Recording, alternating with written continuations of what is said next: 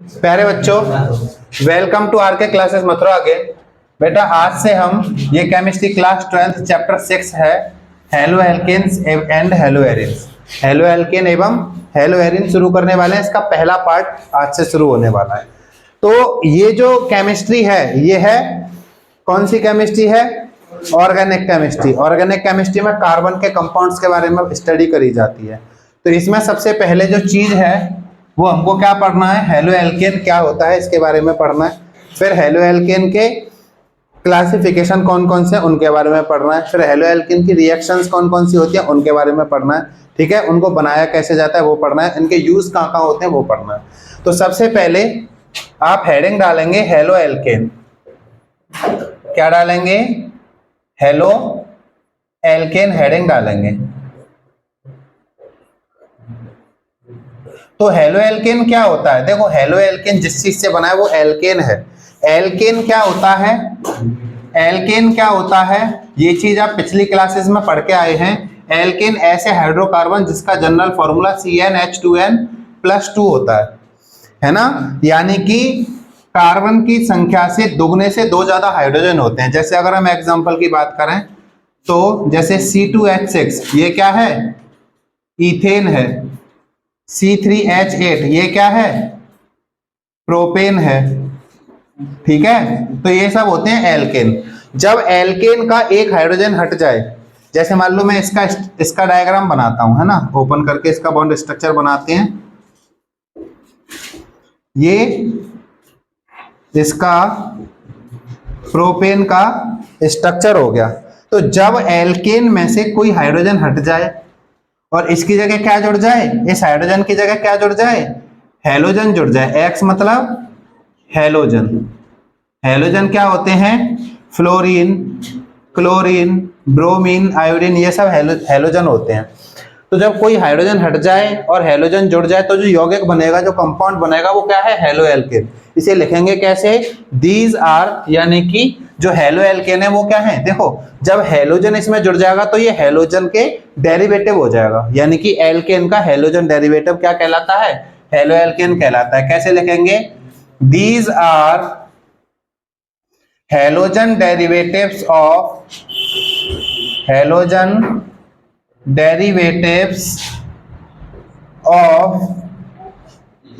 Alkanes. Halogen derivatives of alkanes Hindi में क्या लिखेंगे? ये एल्केन के हेलोजन डेरिवेटिव हैं। हेलोजन डेरिवेटिव कह लो या व्युत्पन्न कह लो, हेलोजन व्युत्पन्न यौगिक हैं। हेलोजन व्युत्पन्न यौगिक हैं। इसका उदाहरण आप ये लिख सकते हैं CH3 CH2 CH2 X का मतलब क्लोरीन ले लो या ब्रोमीन, कुछ भी ले लो। एग्जाम्पल एक इसका क्या लिख सकते हैं? CH3 CH2 Br, ये जैसे इसका एग्जाम्पल है। Br को क्या बोलते हैं? ब्रोमो। और दो कार्बन वाले को क्या बोलेंगे? इथेन। इसका नाम हो गया ब्रोमो इथेन। ब्रोमो हो गया हेलो, एल्केन हो गया इथेन। समझ में आई बात? इसके बाद इनका क्लासिफिकेशन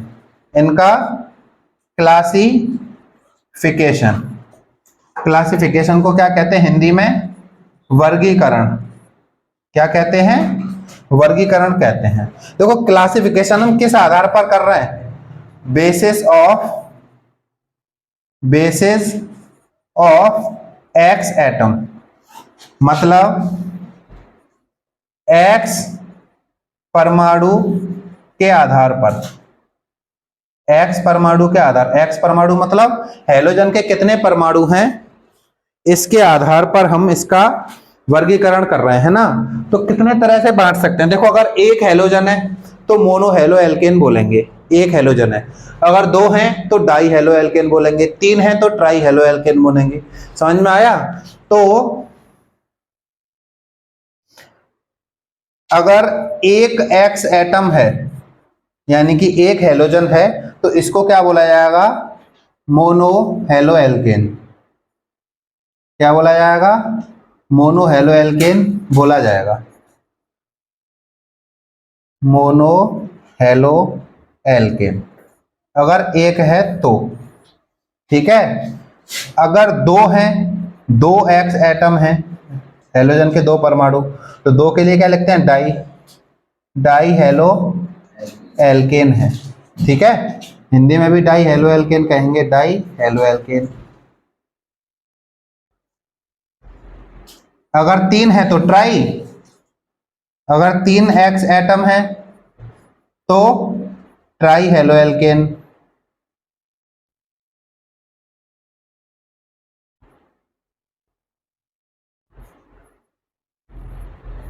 इसी तरह से 4 हैं तो टेट्रा, है ना, 4 के लिए क्या हो जाएगा, टेट्रा हो जाएगा।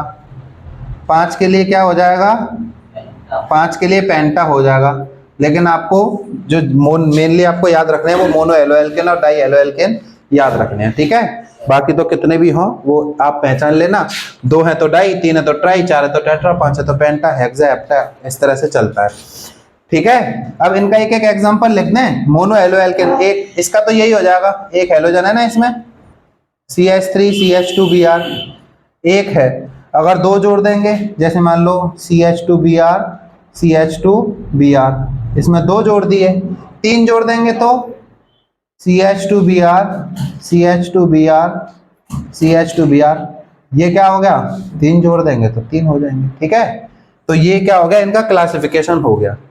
ठीक है, अब जो मोनो हेलो एल्केन है, ये जिनमें एक हेलोजन पाया जाता है, इनको फिर से क्लासिफाई किया गया 3 कैटेगरी में। कितनी कैटेगरी में, 3 कैटेगरी में फिर से डिवाइड किया गया है, 1 डिग्री, 2 डिग्री और 3 डिग्री। ठीक है, 1 degree monohaloalkane, 2 degree monohaloalkane, 3 degree mono yellow alkene.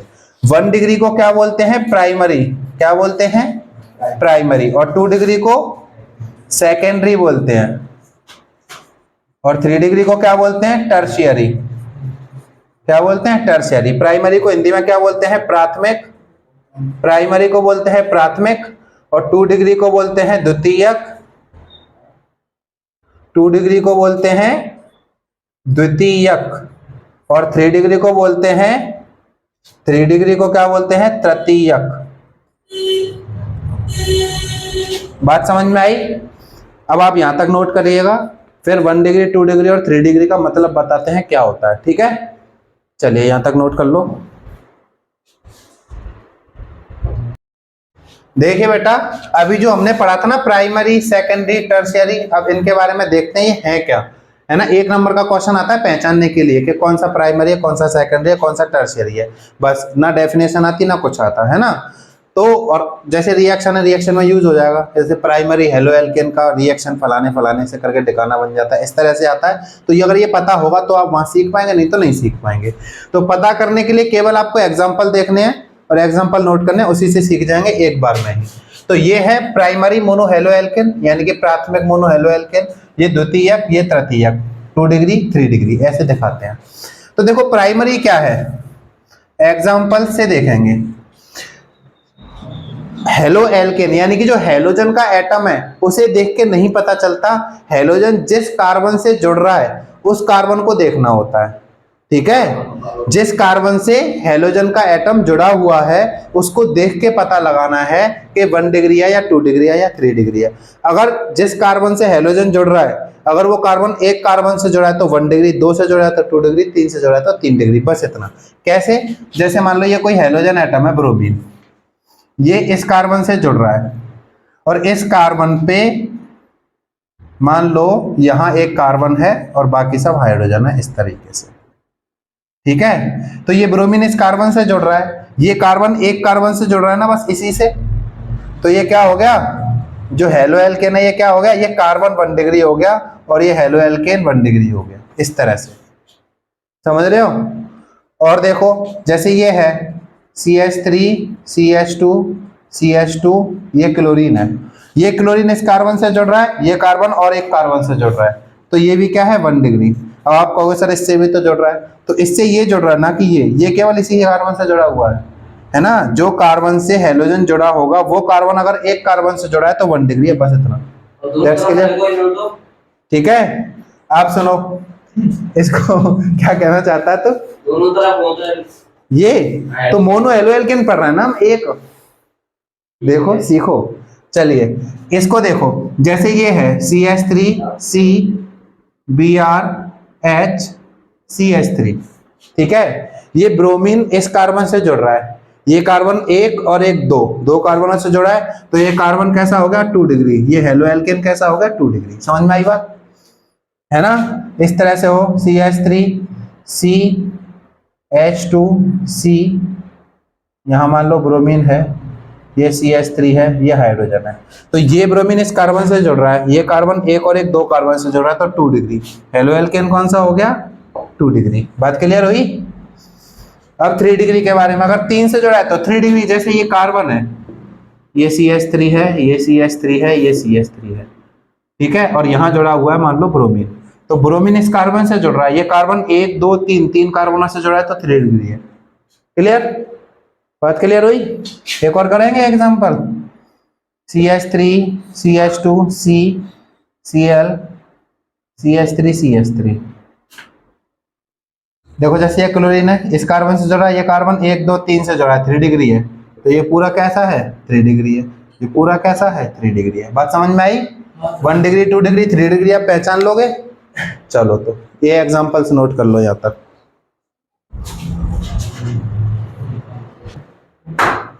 देखिए बेटा, जो हमने हेलो एल्केन पढ़े हैं ना, उनके और दो कुछ कैटेगरी हैं, ये आपको याद रखनी है, बातें बंद कर देना। ये दो चीजें और याद रखनी है, एक तो विनाइलिक हैलाइड और एक एलाइलिक हैलाइड, ठीक है। विनाइलिक और एलाइलिक हैलाइड है ना, ये दो आपको हैलाइड याद रखने हैं।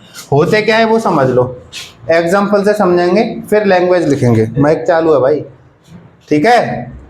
एग्जाम्पल से समझेंगे फिर एग्जाम्पल के बाद लैंग्वेज लिखेंगे। देखो जैसे कार्बन डबल बॉन्ड कार्बन है, ठीक है, क्या है कार्बन डबल बॉन्ड कार्बन, तो ये वाले इस वाले कार्बन का वो क्या होगा हाइब्रिडाइजेशन। इसमें सिग्मा बॉन्ड कितने हैं 1 2 3 सिग्मा है, सिंगल बॉन्ड, तो सिग्मा बॉन्ड 3 है, तो ये sp2 हाइब्रिडाइजेशन वाला कार्बन होगा कि नहीं होगा।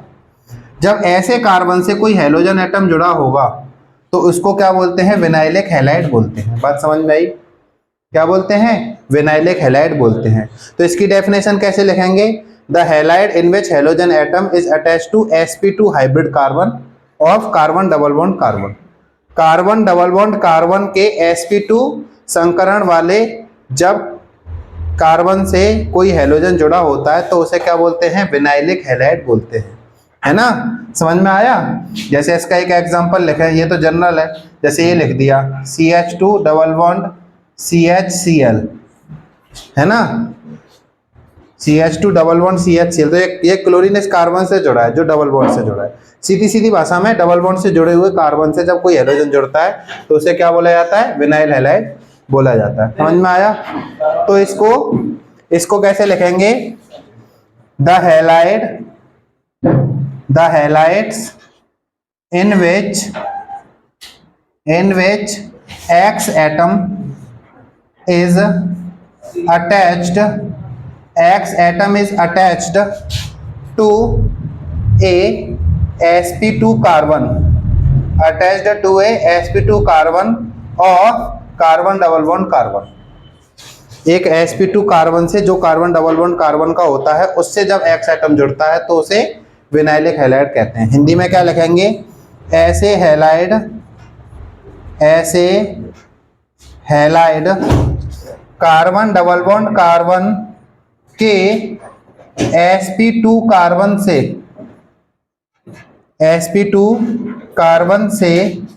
X परमाणु जुड़ा होता है। X परमाणु ऐसे हैलाइड में कार्बन डबल बॉन्ड कार्बन के sp2 कार्बन से X परमाणु जुड़ा होता है। ये इसकी डेफिनेशन हो गई। बात समझ में आ गई कि नहीं।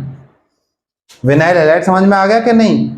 इसके बाद एलाइलिक हैलाइड कौन से होते हैं, एलाइलिक हैलाइड जैसे कार्बन डबल बॉन्ड कार्बन है ना, कार्बन डबल बॉन्ड कार्बन है, फिर उससे अगले वाले कार्बन से जब कोई हेलोजन जुड़ता है तो उसको क्या बोलते हैं विनाइलिक हैलाइड बोलते हैं। समझ रहे हो, कार्बन डबल बॉन्ड कार्बन से अगले कार्बन से, तो ये इसमें कितने 1 2 3 4 सिग्मा बॉन्ड है, तो ये कैसा है sp3, है ना। यानी कि ऐसे हैलाइड जिनमें हेलोजन परमाणु एक sp3 कार्बन से जुड़ता है, जिससे आगे कार्बन डबल बॉन्ड कार्बन होता है। समझ में आया? तो कैसे लिखेंगे? इन these halides X atom is attached to a sp3 carbon next to carbon double bond carbon. sp3 carbon से जुड़ा है, उसके next carbon double bond carbon होता है। समझ में आया? हिंदी में क्या लिखेंगे? ऐसे हैलाइड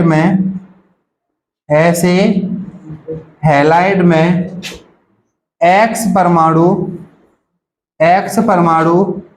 sp3 कार्बन से जुड़ा होता है, sp3 कार्बन से जुड़ा होता है, जो किससे जुड़ा होता है? जो कार्बन डबल बॉन्ड कार्बन से जुड़ा होता है। बात क्लियर हो गई? अब इसका एग्जांपल लिख लें। ऊपर वाला तो जनरल है, एग्जांपल लिख लेते हैं। देखो CH2 डबल बॉन्ड CH2, ये कार्बन डबल बॉन्ड कार्बन हो गया। अगर इस 2 को हटाएंगे और यहाँ से और कोई कार्बन जोड़ा, उससे आप हेलोजन जोड़ दो, ब्रोमीन, बाकी हाइड्रोजन लगा दो, H और H। बस ये होगा इसका एग्जांपल। ठीक है, चलिए बहुत अच्छी बात है, कर लीजिए, यहाँ तक नोट कर लीजिए आप लोग।